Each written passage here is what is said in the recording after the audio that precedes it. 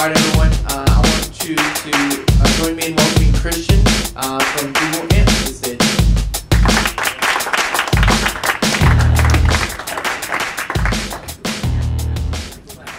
Thanks for the welcome, Tyler.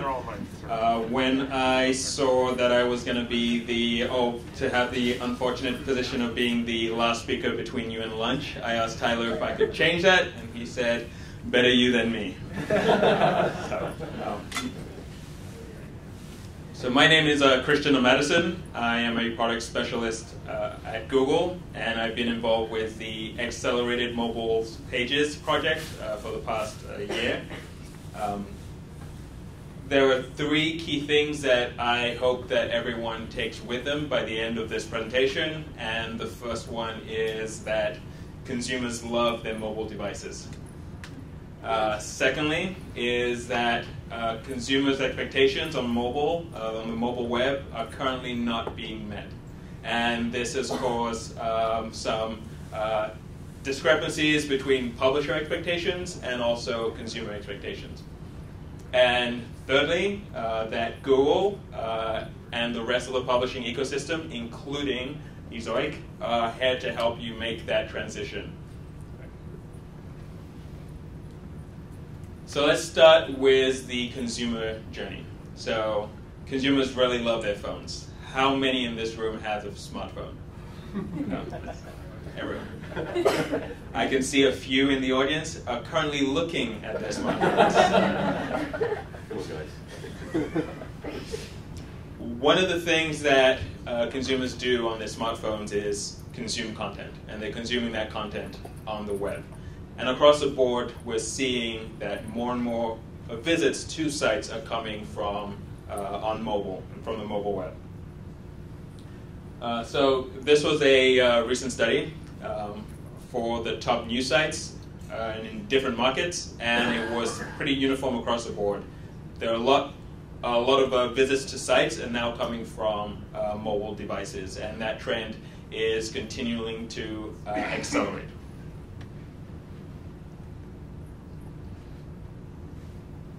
The top news sites are seeing that mobile traffic to their sites has now surpassed their desktop traffic.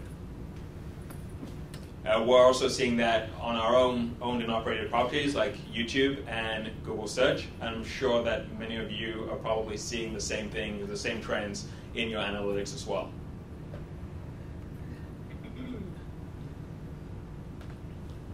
So now, while a lot of mobile traffic is coming on mobile, we see that engagement metrics aren't increasing the same way.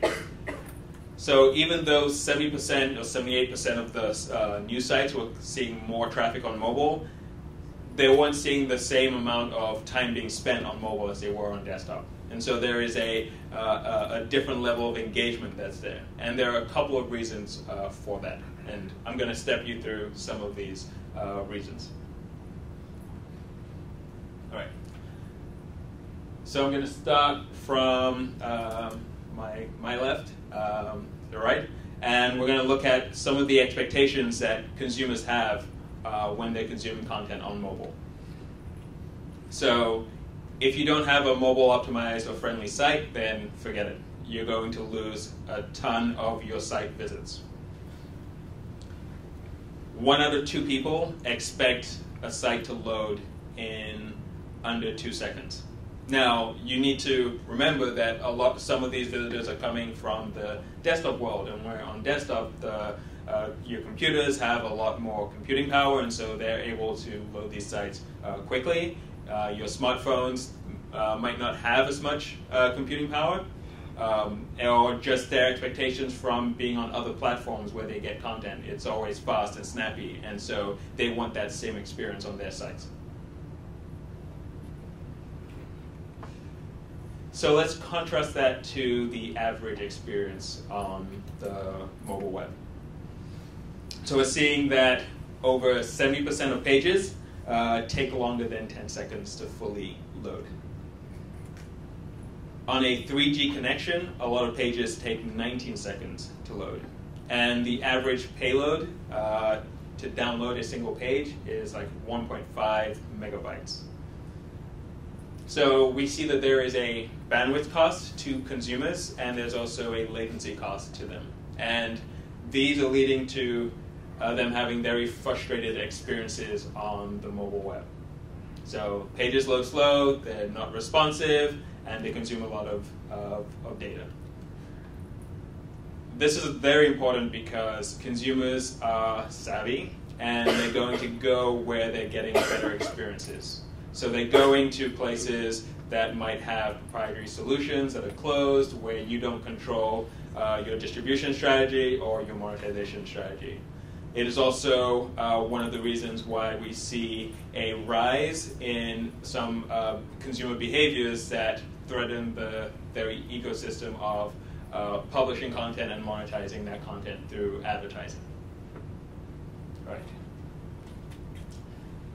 So, one of the things that we did at Google was to take a step back and say, all right, let's hit reset and let's take a look at what is needed to make experiences for both consumers and publishers better.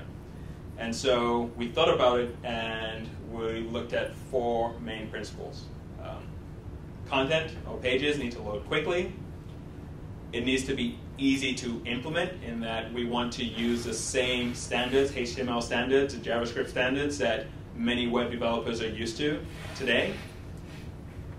Publishers should have a choice over how they monetize that content with ads. So they should be able to use their ad networks, ad providers, and also it should embrace the open web.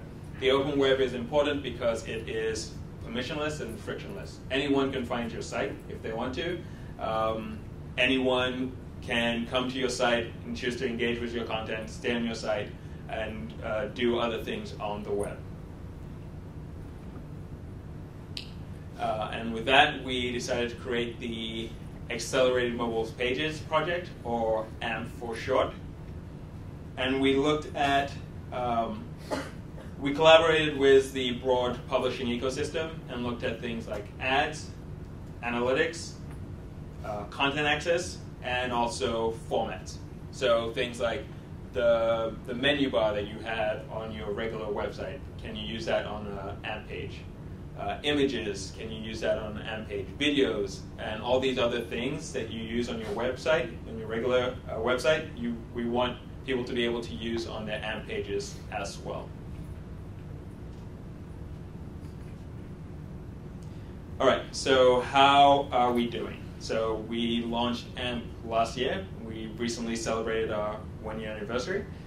And we've been really looking at the performance of AMP for publishers.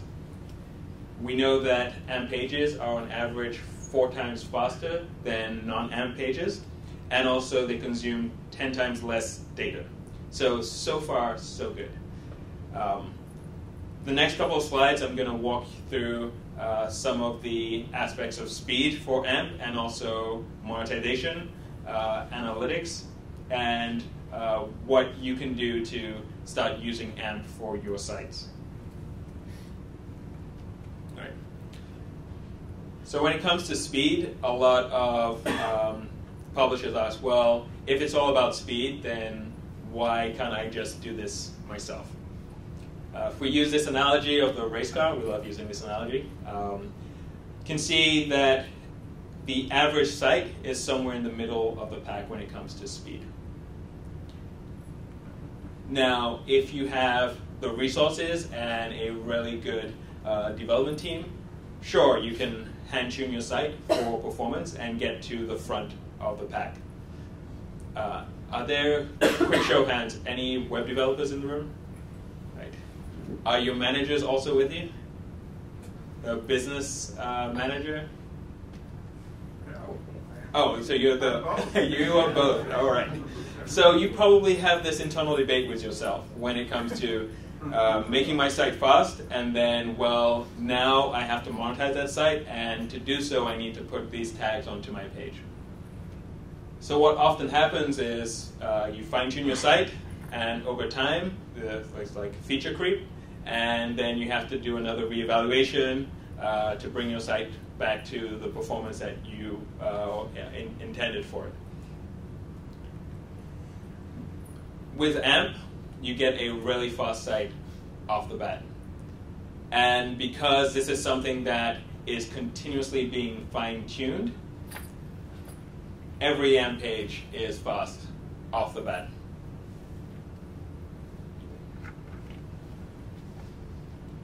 I won't get into too much of the technical details.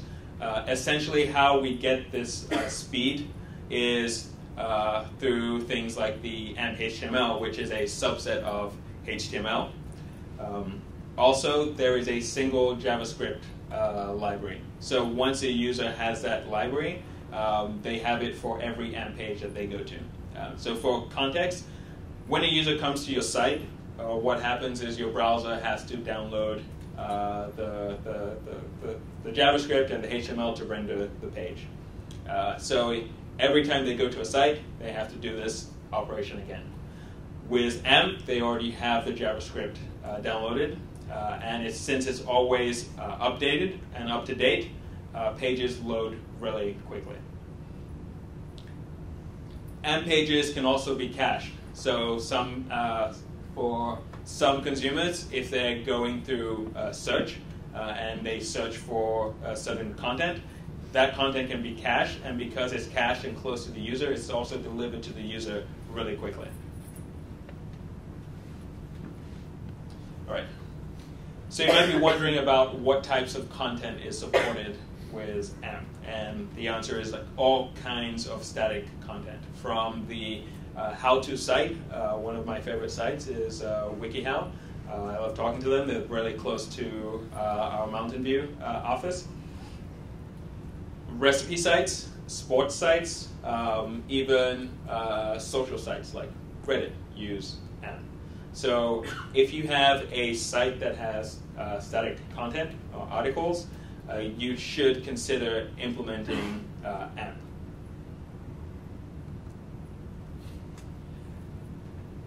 So when a user comes to Google, they can discover your AMP pages through a couple of different user journeys.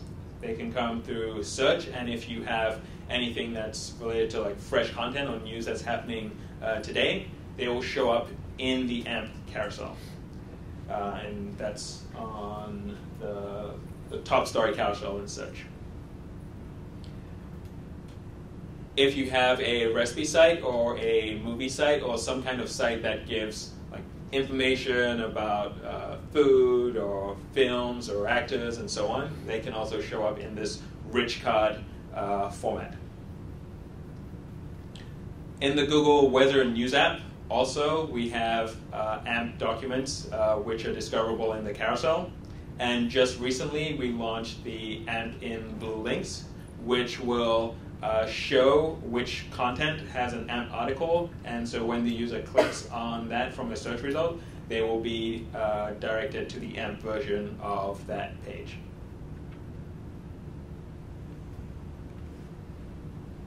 All right, let's switch tracks and talk about monetization. It was very important to us that publishers had a choice in who they chose to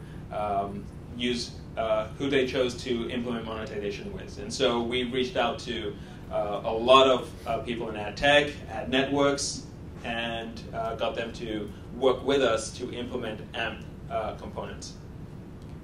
So this means that you have a variety of choices.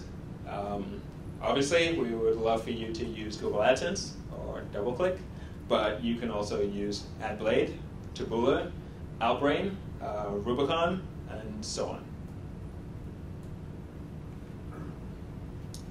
In terms of formats, we support a whole range of formats: video ads, static image ads, text ads, content recommendations, native ads are all supported within AMP.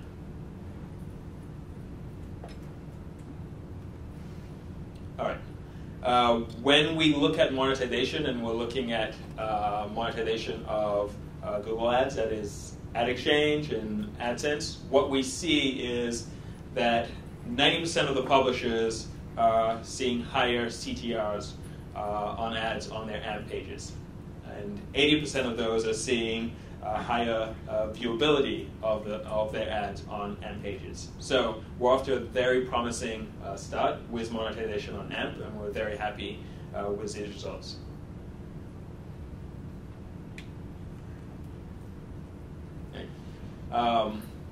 We also work with a lot of analytics providers. So chances are that your analytics provider supports AMP as well.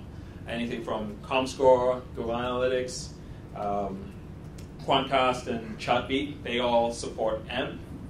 So if you have an analytics provider, again, they probably support the AMP format as well.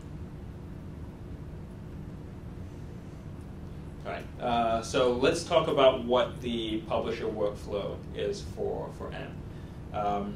Traditionally, it's you write an article with your content management system, you hit publish, it's HTML on the web, and people can discover it.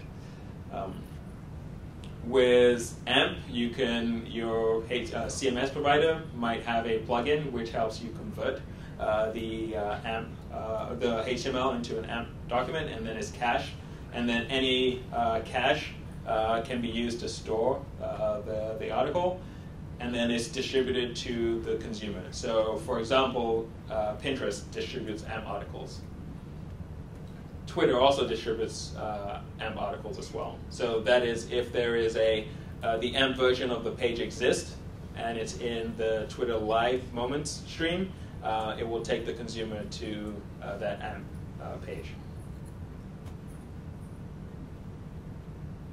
I think later on this afternoon you'll see how I think it's Tyler and John will be talking about their technology stack, which helps publishers convert their HTML into the AMP version of their page. It's really cool, and you can see when you look at both the non-AMP page and the AMP page, they're like really identical, pretty much identical. So in terms of the branding of your site, AMP can support that, and the team has built a really good technology stack to help with that. So just to reiterate, to implement AMP, your CMS provider might already support this off the bat, and so it can be as simple as installing a plugin. If you have an in-house solution, you can use the guidelines on we have a bunch of different code labs and documentation, and you can implement this yourself. And third, you can leverage third-party vendors such as Ezoic to help you with this.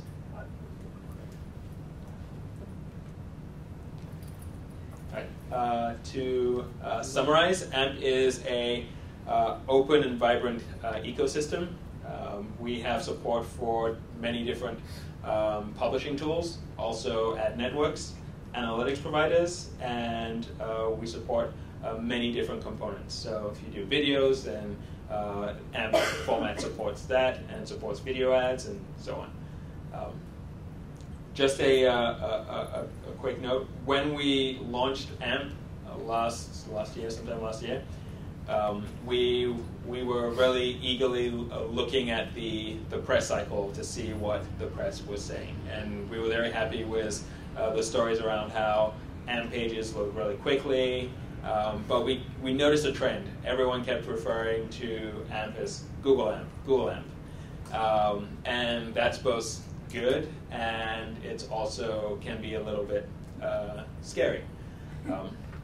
AMP is a open source standard. Anyone can go to the GitHub. There's a GitHub that web developers can go and take a look at the code. They can make edits to the code. They can suggest features that are supported. I know like Ezoic has requested for a couple of different features. They've implemented their own component as well. We really want to bring the power of the ecosystem to move AMP forward. You can implement AMP and have it distributed by different consumer platforms. You can decide to distribute AMP within your own experience. So AMP is open source, and we want to keep it open source, and we want everyone to contribute in making the mobile web like a great place for people to consume content and discover content. Right. Thank you.